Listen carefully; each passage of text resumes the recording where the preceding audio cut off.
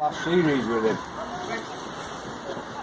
Now I've no doubt you've all seen that plaque on Fended Toast. Well, one guy one day looks through railings and he shouts down to Fred, "I've got a big iron plaque, do you want it?" Fred said, "What's on it?" He said, "Well, Forge 1846. Fred said, "Do you want out for it?" He said, "No." He said, "Rather love it. Someone else has come here for now." So me and Jimmy cleaned it up, painted it, got some ropes and polish, pulled it up there and pinned it to the house wall. We didn't realise till one of the public pointed it out, we were giving the impression it's once been a forge. And it's never been a forge, it was a gatehouse one at Earl of Bradley's estates. Anyway, it's easier to explain that than take it down and find someone else for it. And it looks good, so it's stopping there. One for you ladies now. Excuse me. When you go in the house, behind that middle door, you'll see the original kitchen. It's only about this wide, not very deep. And it was just due to pressure from senior management, you had to build the other half of the house to give her a bigger kitchen. Also outside that door, you can see there's a downspout with a little wheel up top. And at the bottom a smaller diameter which is a counterweight. I hope he's pulling the leg anyway. Right. Where are we up to? Right. One for you ladies now. When you go in the house, I'll tell you about the kitchen and you can see there's a downspout there with a little wheel on top, and at the bottom a smaller diameter which is a counterweight. Well, Fred got it in his head, and I don't know why, but he wanted to build a secret room. So upstairs there's a section of wall that comes down like a drawbridge, revealing an airing cupboard if you like. Very well disguised. And when he told me about it, he said, "Go and have a look for it. Come find it." He had to show me where it was. Why he wanted to do that, I don't know, but he got it in his head, he wanted to do it, and he went ahead and did it. Also, outside that middle door was a rope leading to a bell on that wood beam. The reason for that was at dinner time, Mrs. come to the door, "Fred, your dinner's ready." He just carried on doing whatever he was doing, you know. And I've said to him, "They're shouting for your dinner, Fred." "No, I've just finished this." Then when he went to the kitchen door, obviously he said, "We've been shouting here." He said, "You know I'm a bit deaf, I couldn't hear you." So ladies, the curing of that is now no excuse, he's not heard at dinner time. So that's the reason for the bell. I'll give you some ideas here, aren't I? Right, the mine shaft. The reason for the mine shaft is, like he said himself, you can go to a mining museum, you can go underground at some, but you don't get much movement. So he wanted to create movement. So he wanted to sink this about 70 feet, drive a railway out that way to come out above the river. A tub of coal would come up in cage, onto the railway, to Chopper Drive, down the hillside, along the flat, back into the tunnel, back into the cage, 70 feet below us and round again. That's what we're trying to create.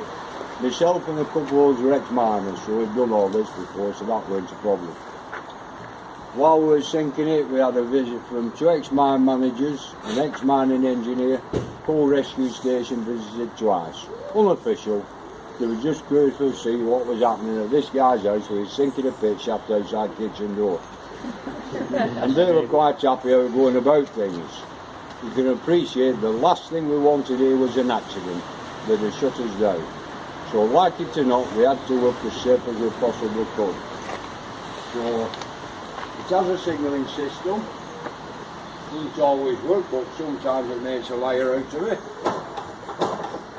Not today. We were ringing last week. Anyway, using underground signals, 1 for stop, 2 for lower, 3 for raise, 4 and 5 for raise, the low slowly. Everybody knows what one of us doing. Saturday was sinking day. There were more men here at Saturday, 12, 14 sometimes, because most of them were still working. And the plan was we would sink on Saturday when there's more men here, and through the week, me, Jimmy and Fred would brick up ready for Saturday morning again. That was the plan, but it never worked. Because he wouldn't buy bricks and he wouldn't buy cement. So it was some us fast and some they give us bricks and cement. Staying on safety thing, This pipe here, it's an household soil pipe. You have a small pan that could sit on there and blow fresh air down. That's not needed where it is, 20 or so feet. Well, maybe lower it would be, because we do pass through coal seams. In the past, just 5 minutes walk over there on Manchester Road, there was a coal mine. 5 minutes or less over there, there was 3 or 4 shafts. 3 or 4 over there, 1 over there, drainage tunnels for that, they're still visible 100 yards upriver. Down at the bottom of the hill there, a quarter of a mile away, a lot of coal mines. So a lot went on round here, it passed. Now exaggerated, the scenes come up like this. I'm exaggerating, but they come up like this. And somewhere around here, they surface what we call outcrops. So we know where they've gone through at least 2 of them. The first one is another 15 feet. Now you are allowed to go through, no problem, as long as you don't look out. And I'm sure that would have been one of the temptations for Fred if we'd have got through it. But anyway, like I say, another 15 feet. And as you look down, Fred's laid every single one of them bricks. He would not let anybody else touch the trowel. You could go at bottom with pick and shovel, but you couldn't touch that trowel. So he's laid every single one of them bricks. Saturday morning when that bucket come up, this guy here would knock one, lift that pigtail, bucket tips into a wooden chute, down there into a wheelbarrow, tiptoe a hillside. Saturday morning you sink that 2.5 feet or so on that front, no problem. Now at first we're winding by hand on that winch. That bucket holds a full barrel load of muck, so it's pretty heavy. Believe me, when you wound 3 on there, you want to swap, you really do. Saturday morning, a dozen guys will show you. You all know you're on 3rd wine. All of a sudden everybody's busy and they won't give you eye contact.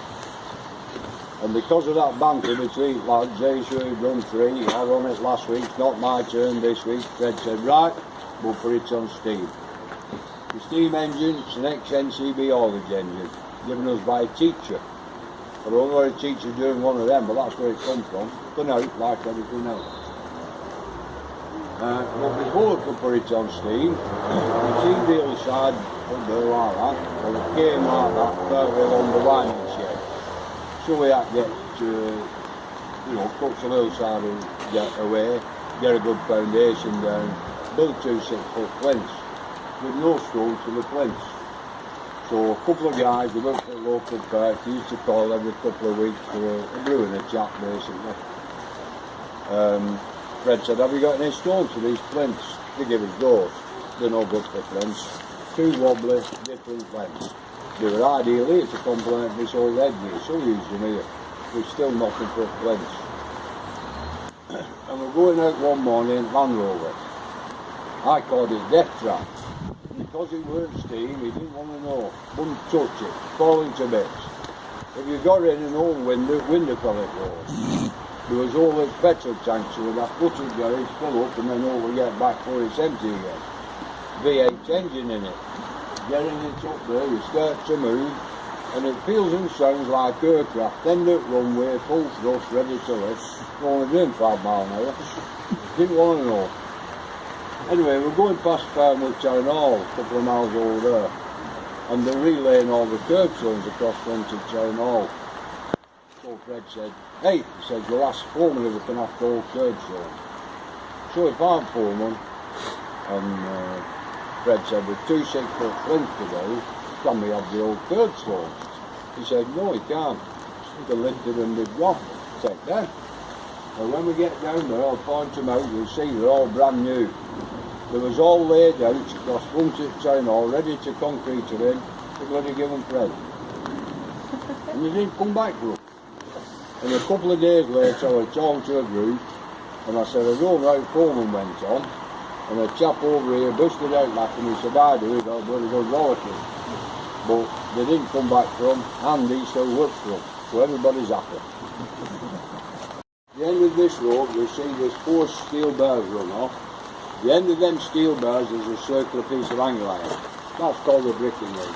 So you dig your hole, 2 foot 6 or so in out here, slack this rope off, lower that bricking ring down, level it up, vertical measurement till last brick was set so you get the last joints in as the rest, And I can assure you, if you go down and have a look, you won't find where the brick was joined.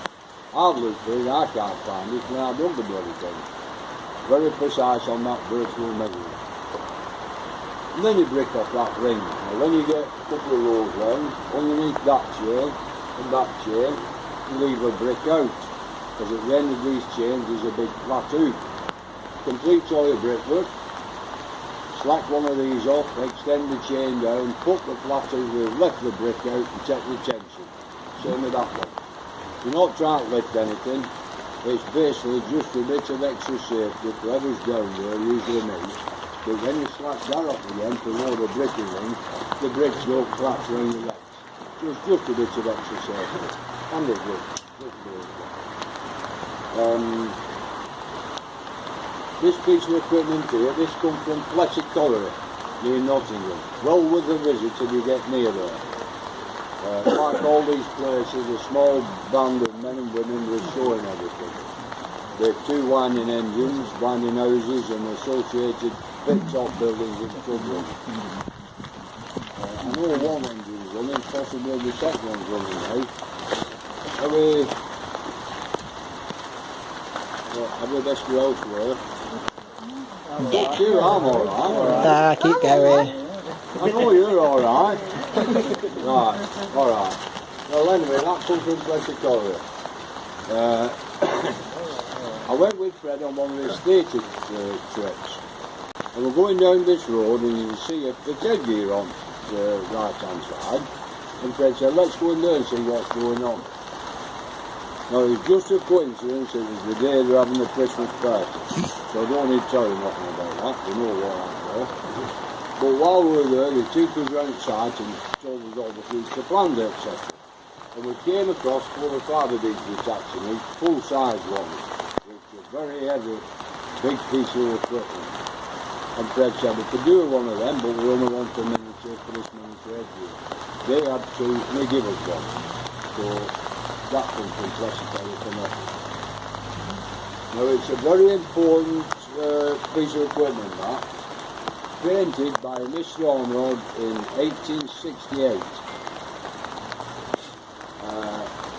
The reason for it was, before 1868, and after that time, till the other mine owners got to realise what a good invention it was, there was a lot of deaths and a lot of production through overlines.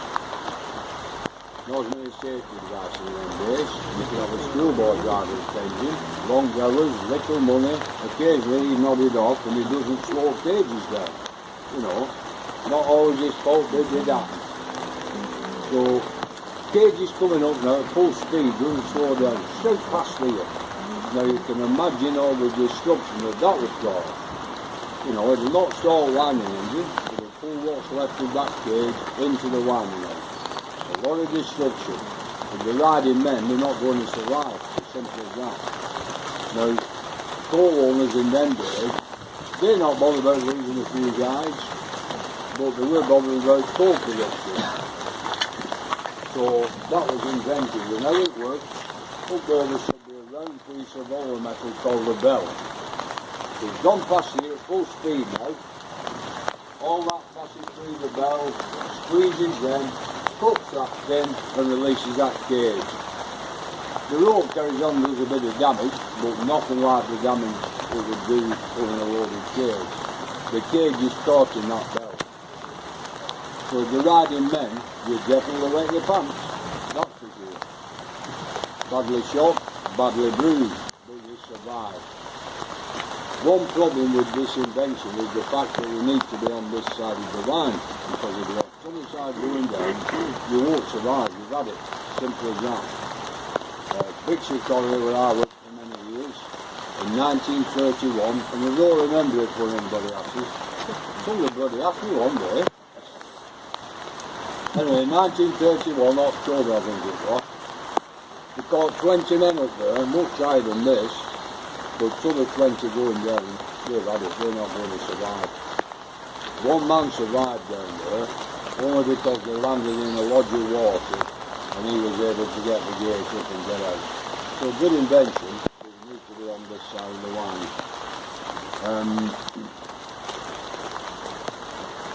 into the middle of 1960s, we had a umbrella.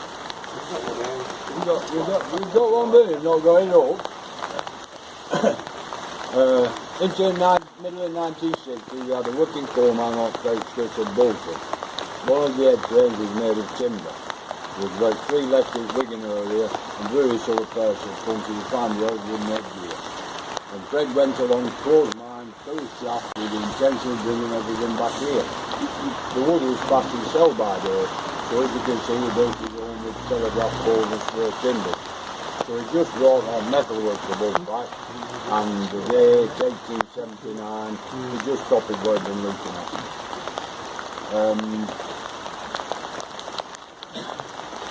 Now, if you've any questions, throw them at me, because I'm at that stage now. I've walked upstairs, I forget where I've really got up from. And Fred decided he wants to pretty that engine up, get some brass on it, get it painted up, make it look pretty. No point doing that with a shed over it, keep it out the rain. So making quite a lot of noise for its shed up. One of the neighbours sent a complaint in about noise. More noise coming from the yard again, you know. And they have complained about noise, and me and him have been in Kent. That's true, that, because we always ask what they're talking about. They said we were down Kent. Anyway, they were right this time, so these 2 guys came from the town hall. And they said we've had a complaint about noise. And Fred said, yeah, just a few more boys for our roof, then we'd quiet down a bit. We've got a planning application for this shed. Fred said, well, it's not a little shed, we didn't think we needed it. Because he hadn't on feet, because he didn't bother telling them. Anyway, Fred being such a good storyteller, he has to take them all round the yard, on the feature pan with a bit of water and all the rest of it. You get to the shaft with it just open hole then, and he said, I want to sink this 70 feet and drive a rowboat out to the river. They nearly had a bloody heart attack, didn't they? If you look at it from their point of view, they're a bit unsure what to do about this, you know. But they said he needs a planning application for its shed. That's connected to the shaft with winding rope, so you better include the shaft in the planning application. Of course, you'll have to stop then till you get permission. You won't take it, you know. In the previous 2 weeks, we've been talking about sending Alf and Saturday crew down the bottom there and start someone in, but there's no point now. So we have put a planning application in. Fred does one of his fancy drawings, and we're going around there, saying, clipboard, one road for shaft and house, out for front road, out for the very shed and all the rest of it. Sent her in, we sent it back. Said we wanted in metric. 2-3 weeks after that. And all we knew about metric was it begins with M. No, we weren't metric people. Anyway,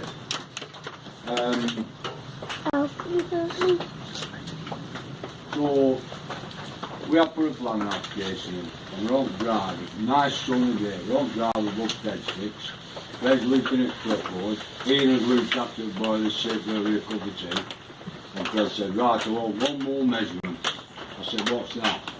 He said, I want to measure from pit top to down there where the tunnel's coming out. I said, right, I'll tell Matthew to bring surveying equipment to Saturday. No, we're not doing it one way, we've got to do it the old way. I said, what's the old way? So he then starts explaining about using a weighted arrow, this is the arrow, ball the string in that vice on the table there, fire it over the hillside. At some point I just start laughing. Ian's laughing and tea's going all down him. And when I come round a bit, I said to Ian, I said, he thinks he's bloody Robin Hood.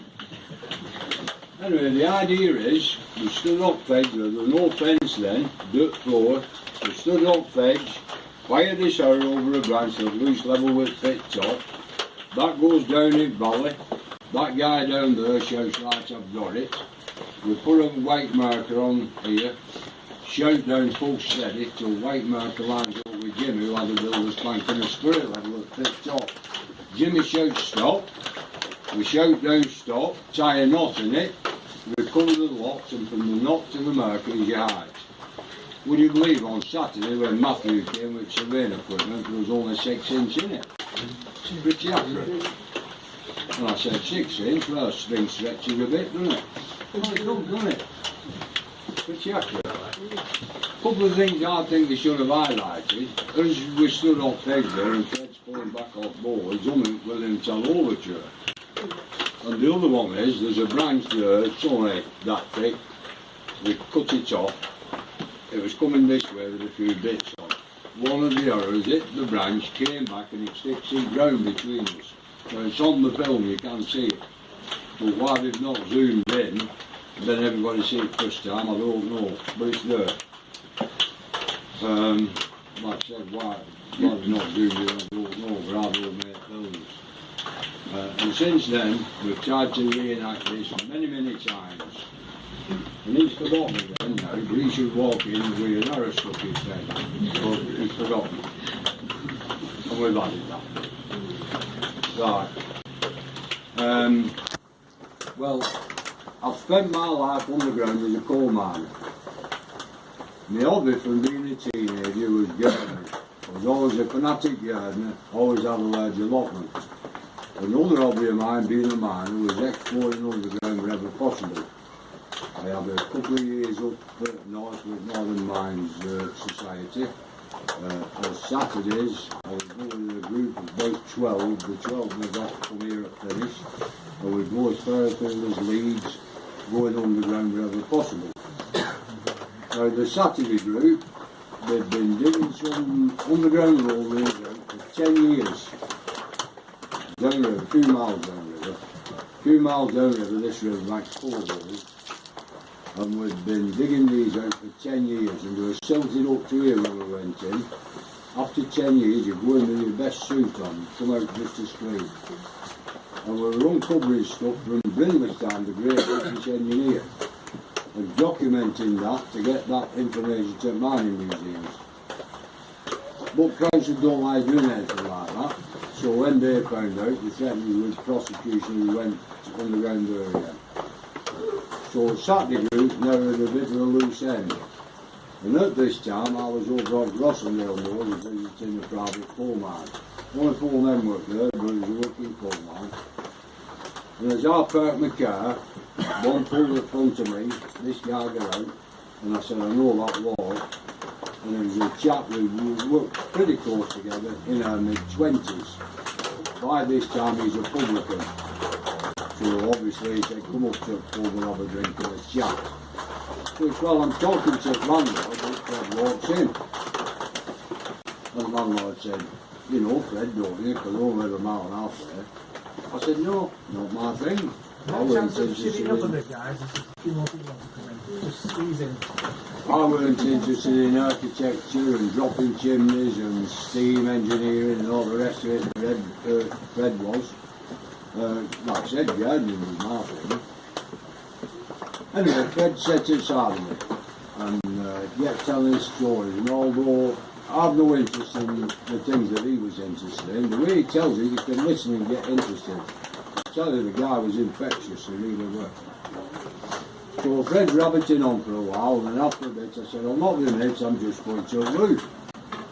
I went to the toilets, 2 chaps followed me in. He said, excuse me, would your friend mind we asked for autograph? I said, friend, I've only just met a bloody guy, I don't know, you know. But he comes across that way because he's so easy to get on with. Anyway, they got their autographs, Fred carries on telling tales. And then after a bit he said, what do you do? I said, I'm a coal miner. He said, oh, I've got a pitch egg in it backyard, he'd come down and have a look. So I came here just to have a look at that pitch egg here. Of course, you get the Grand Tour of the yard, a few more tails and all the rest of it. And then he said, while you're here, can you give us a lift for half an hour? Doesn't matter to Fred's have a clean shirt on or anything like that. So we dragged the lump, base of that telegraph pole there, right out there on the lifting ground, which was this way then, so he could lift it, turn it, and do whatever he was doing on it. I said, right, I'm off now. I said, are you taking that back in when you've done what you're doing? He said, yeah, tomorrow sometime. I said, well, I'll call tomorrow afternoon if you like, give you a look back in with it. That rapidly developed to 6 days a week. He was infectious, he really was. So you can see a week or two in the future, now the allotment has to go. Can't be in 2 places now. If we look further into the future, I got my own workshop together, the engineering rubbed off on me. Got my own workshop. And when I have to cut grass at home now and tidy the garden up, I hate every minute I have to cut that grass. I want to get back in the workshop.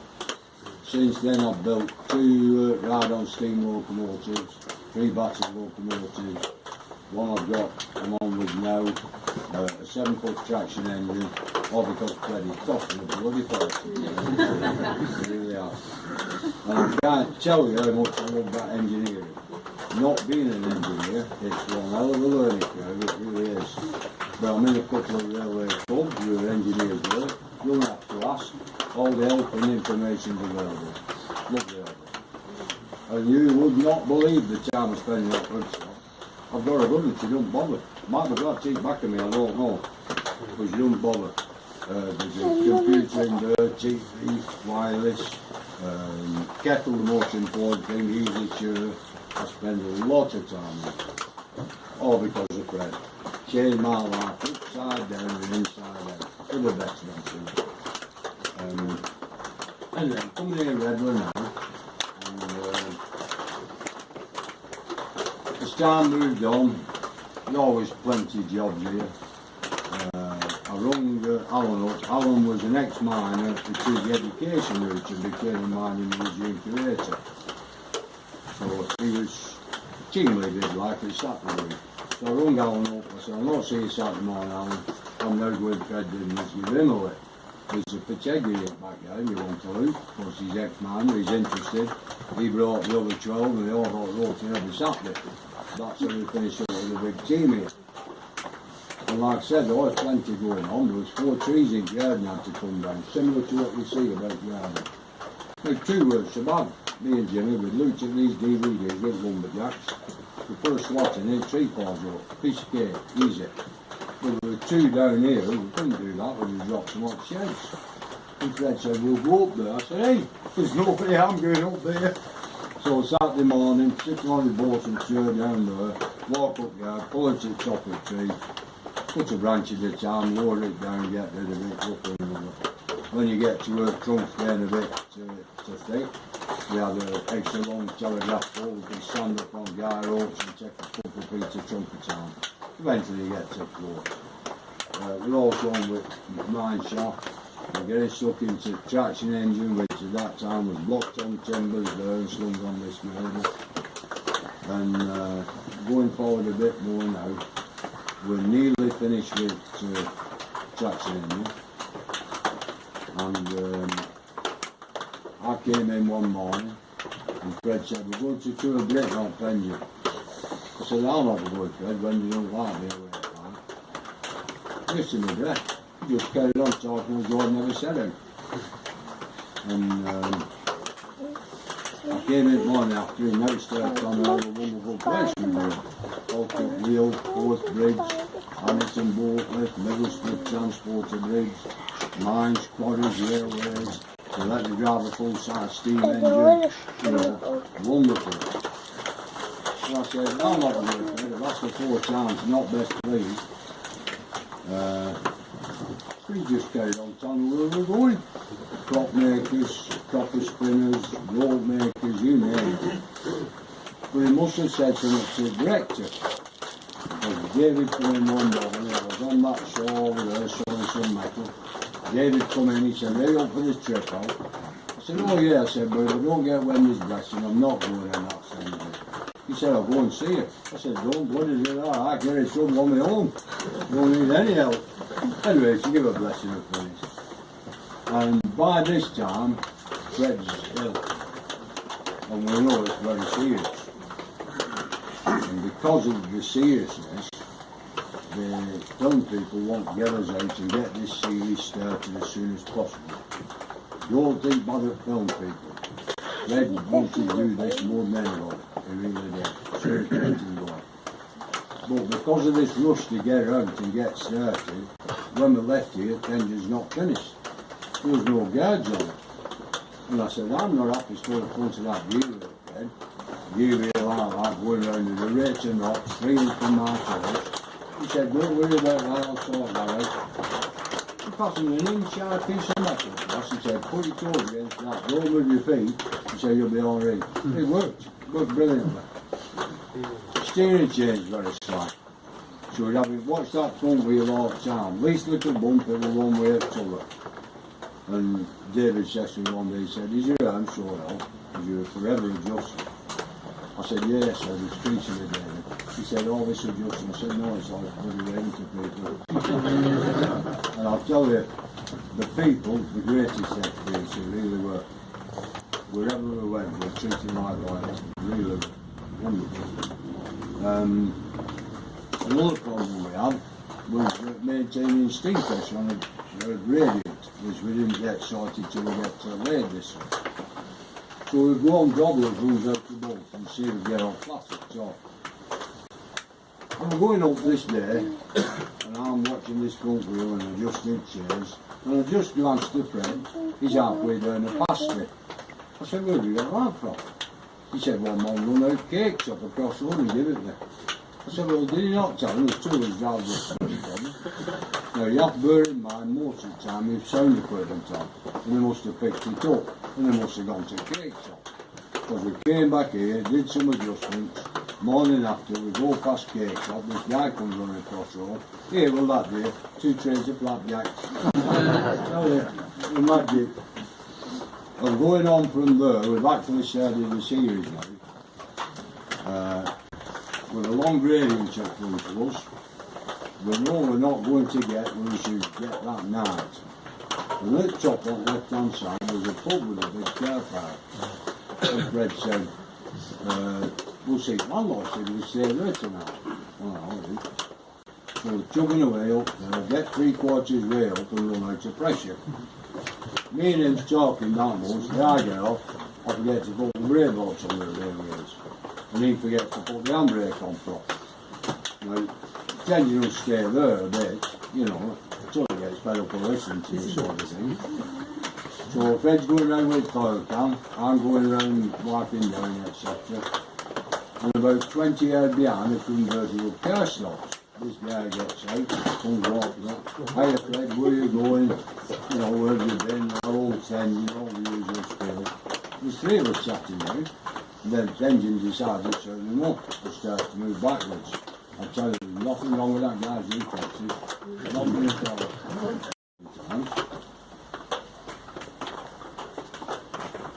I'm going to be this afternoon, I can't find it.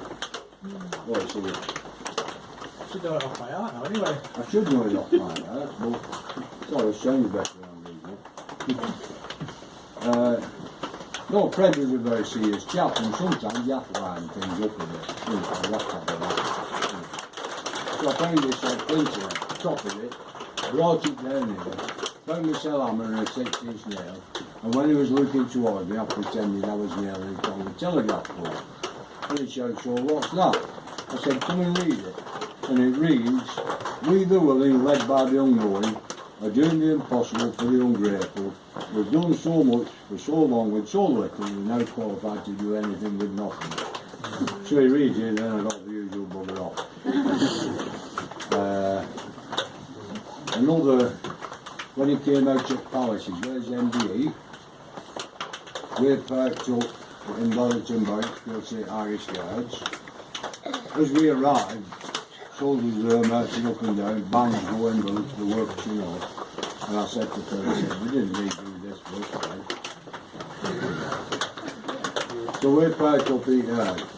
He comes out Palace and he's walking across the graveyard. There's 3 of us stood at the end. And I said to Rita, I said, don't say nothing. So he come right up to me and he said, what's this? I said, well, Fred, we want a golf cart, but we'll clips it. He said, bugger off. You can have this for your workshop. Have you got a workshop there? There's no answer if you don't like good, Judy. I'm trying to build it, but... You're trying to build it, so when you get it done, I've got the engine for it though. print that again. Print that again, get a proper copy, and finish up in your shop.